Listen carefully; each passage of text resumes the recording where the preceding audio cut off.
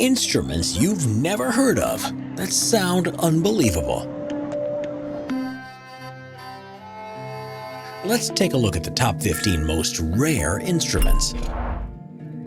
Number 15. Pyrrhaphone. While most instruments you'll be familiar with rely on the use of air, strings, or being hit to produce sounds, there are some that work in a completely different way. Possibly the most visually impressive is the pyrrhaphone, because this is an instrument that uses combustion to create its tones. The first is thought to have been built around 1870 and involved the burning of hydrogen within glass tubes. As each tube is a different size and length, the pitch generated by the explosion can be varied and offers just as wide a range as outputs as any other instrument. Nowadays, pyrrhaphones remain very rare, not the least because they pose a fire hazard to wherever they're installed. Most are powered by propane, but there are some mobile versions powered by gasoline that can be attached to vehicles. It's also possible to create different colors in the flames with the addition of chemical agents, which certainly leads to a spectacular display, if not the greatest sounding music. Number 14. Santora. Originating in Iran and Mesopotamia, the santura is a type of stringed percussion instrument, which is usually placed on the floor with the musician sat behind it. Although versions exist that can be worn with straps around the neck, it's played by using two oval-shaped mallets called mezrabs, and is usually made up of two sets of 9 bridges which have strings set across them. These strings on the right-hand side are made from brass or copper, and those on the left are made from steel and gives it a total range of around 3 octaves. The santura is a traditional instrument that's been part of the Mesopotamian culture for thousands of years and is thought to have been the predecessor to the harp, the Chinese yanqing, and the harpsichord. Today, you'll still see them being played in Iraq and Iran, but it's very unusual to see one further afield apart from in specialist collections. Number 13. HurdyGurdy. The HurdyGurdy is an unusual stringed instrument where the sound is created by turning a handle that rotates a wheel against the strings. In essence, the wheel acts as a bow and the musician uses the wooden keyboard to change the pitch. When playing a single note on a HurdyGurdy, you might mistake it for a violin, but when it's playing more complex tunes, the differences become much clearer. Most also have drone strings that accompany the melody with a constant tone, and this makes it sound similar to bagpipes, so much so that the two instruments are often seen as being interchangeable. It's thought HurdyGurdys originated in the 11th century, and they became very popular during the Renaissance period.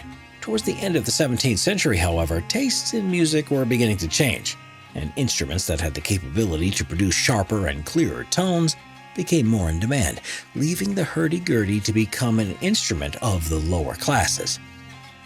Modern versions do exist, and you can even get an electric HurdyGurdy that has no strings, but the medieval sound means that in contemporary music there's very little place for an instrument like it. Number 12. OctoContra Alto Clarinet.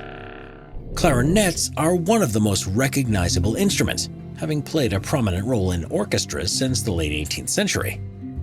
Like many instruments, though, there are various different versions, and some are much rarer than others. The second largest of them all is known as the OctoContra Alto Clarinet, and there is only thought to be just one of them in existence. While a normal soprano clarinet is pitched in B-flat, the OctoContra Alto is pitched in E-flat and has a much deeper tone, meaning that it's 2 octaves and a fifth lower.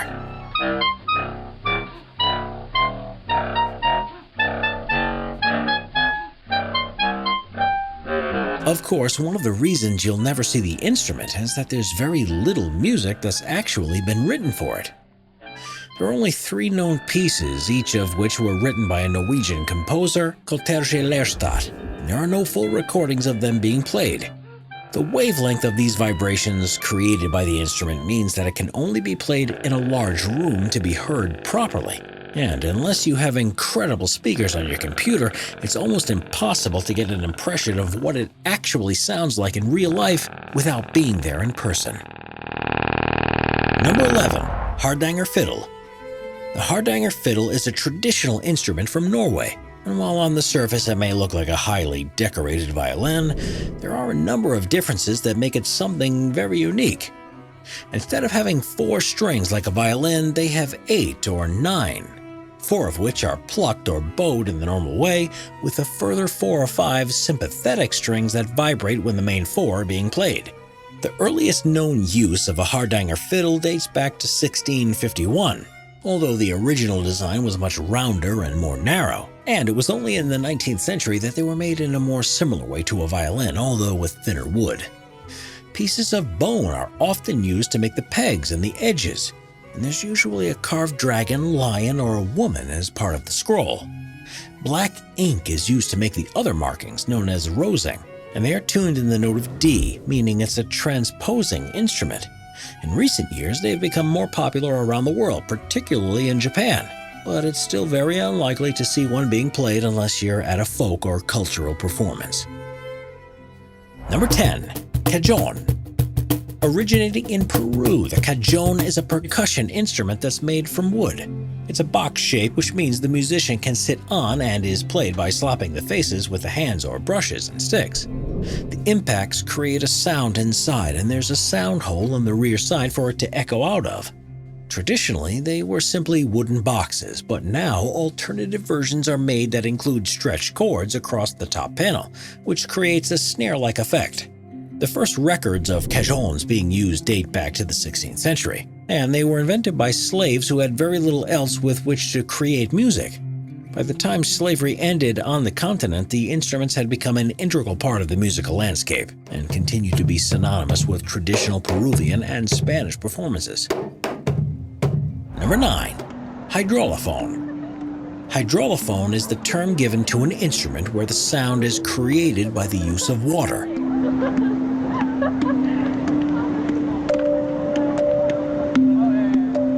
Inventors have come up with ingenious designs for how this can be done, ranging from iron bowls of different sizes that are full of water that the musician slaps with their hands on top of, to ones that work in the same way as most woodwind instruments, but instead of using air to create the sound, use water. In 1980, Steve Mann, a lecturer from the University of Toronto, devised a hydraulophone which was made from a curved tube with which water is pumped into and spurts out through a series of small holes. Each hole has a sound mechanism in it, and by covering it with your finger, the water moves on to the next one. We are constantly adding more people to the Top 5's production team to bring you all the best content. Be sure to subscribe with notifications on and hit the like button. Number 8. Stick dulcimer. Stringed instruments can take years and years to learn to play well, but this doesn't always have to be the case.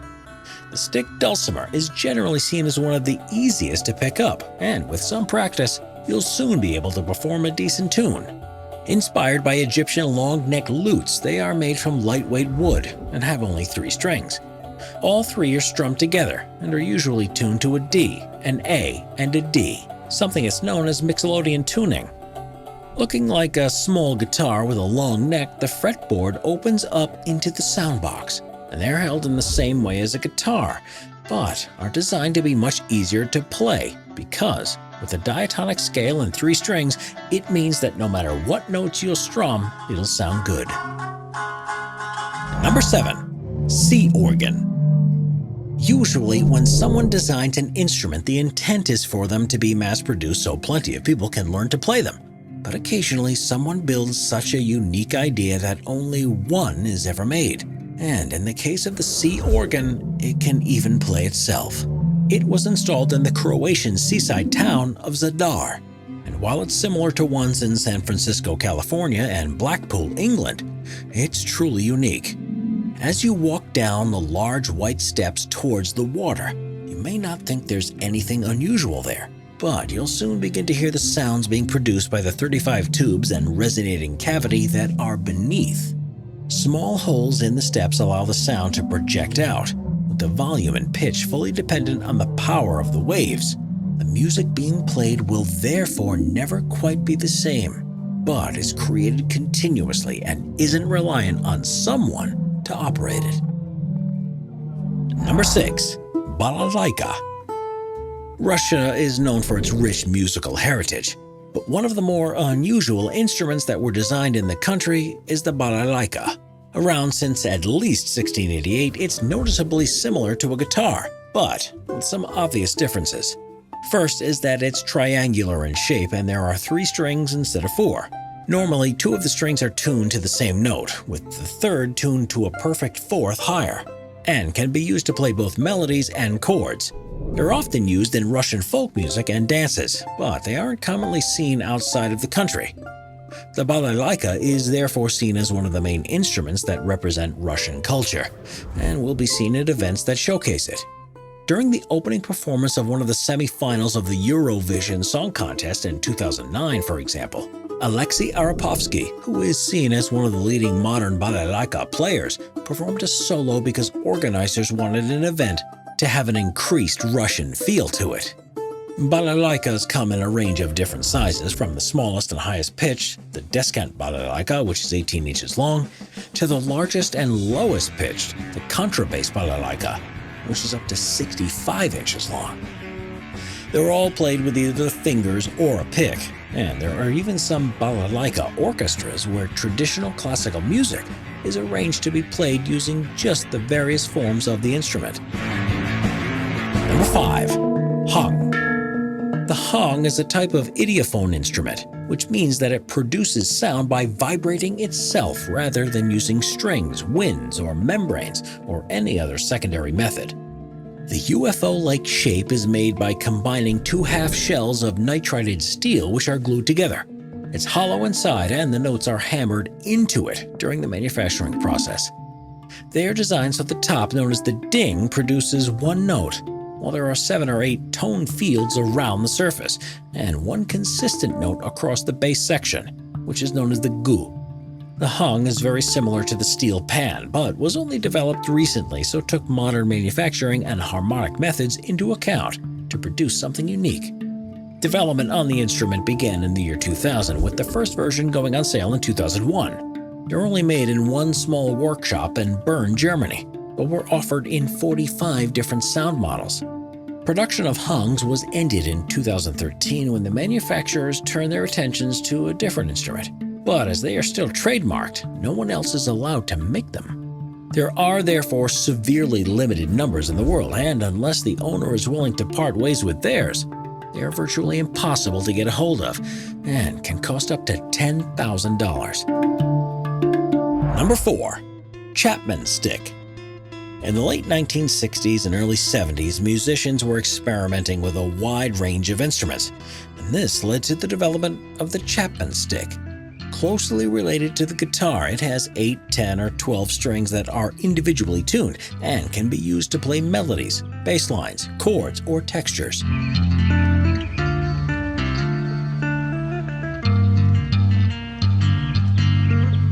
They essentially look like a wide guitar fretboard, but instead of plucking the strings to make sound, you tap and fret them.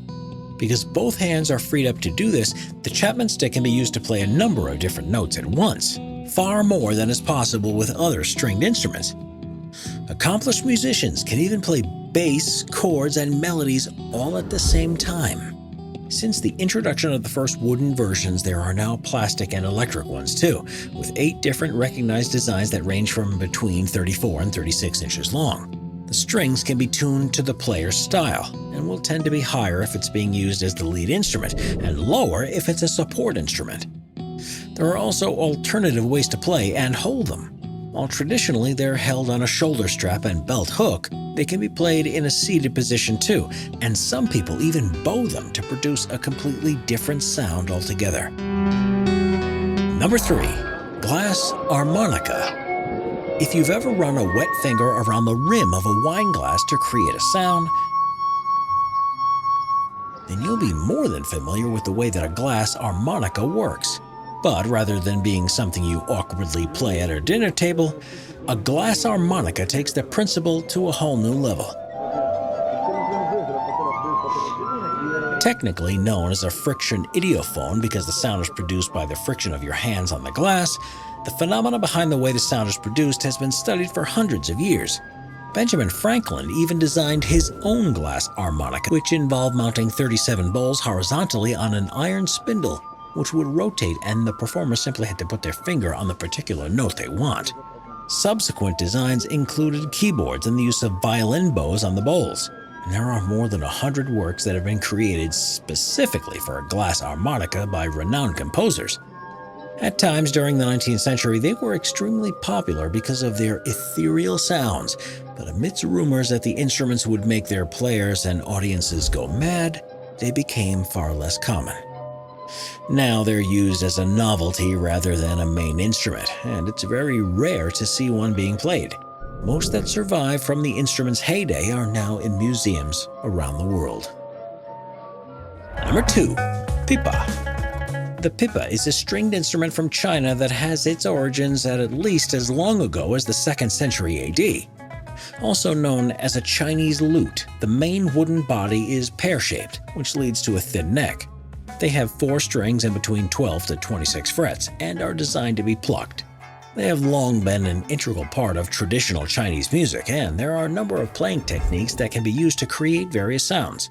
The left hand is crucial in producing vibrato, pizzicato, and harmonics like in other stringed instruments, and string bending can be used to create a glissando, usually because the frets are so high the fingers never touch in between them, which is a technique commonly used in Western instruments for pitch-changing effects. You can also slap the instrument for a percussive effect and twist the strings for a cymbal-like effect, meaning a well-trained musician can produce a wealth of sound from just one instrument. In recent times, electric pipas have been designed with the same techniques used to make an electric guitar, while a contemporary form of the instrument with 5 strings was created 20 years ago that has become popular in Korea. While you'll almost certainly see traditional pipas being played while you're in China, they're far more rare elsewhere in the world, despite there being attempts to incorporate them into jazz and other forms of Western music. Number 1. Musical Road. It's not unusual for instruments to be created for a specific purpose. After all, most of those in an orchestra were designed to add certain sounds and pitches that composers needed for their works. But in 2008, Honda developed something for their new advertising campaign, a road that plays a tune as you drive along it. Known as the Civic Musical Road, it's on Avenue G in Lancaster, California. Along the tarmac are a series of grooves which, if you drive at a steady speed of 55 miles per hour, will play the finale of Rossini's William Tell Overture.